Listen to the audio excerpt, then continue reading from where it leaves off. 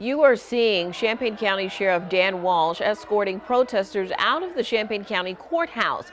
Activists continue to demand a Champaign police officer accused of excessive force be removed from the line of duty. It was a memorable scene in Urbana this morning. Several groups gathered to launch a series of protests against Officer Matt Rush and State's Attorney Julia Reitz. Fox Champaign's Angelica Sanchez has been following this case. She reports on tonight's top story. Angelica.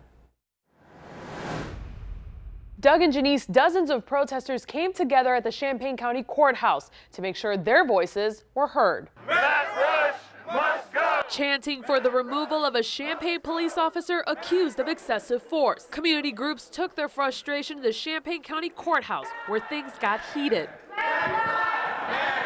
Several activists were escorted out. I warned them 2 or 3 times, stop yelling and shouting. They didn't. I said, you've got to leave. They just continued standing there yelling and chanting and shouting. So I escorted them out. Nobody was arrested.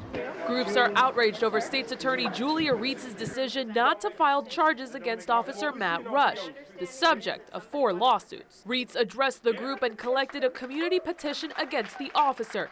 She stands by her decision. It's my job to review the evidence under the law, review all of the evidence, and consider it based on what I need to do in order to be able to charge a case and prove a case in a court of law. But the groups wouldn't hear it. What side on history does she want to stand? They demand Rush be removed and face criminal charges, but he's already been fired and kept his job through arbitration. As far as criminal charges, Reitz says there's insufficient evidence against him. Protesters say they won't support a buyout. Instead, they plan to protest until he is removed and incarcerated. No peace in the community. That business as usual must be disrupted. They're also threatening Reitz's re-election bid. A protester approached Sheriff Walsh over the situation.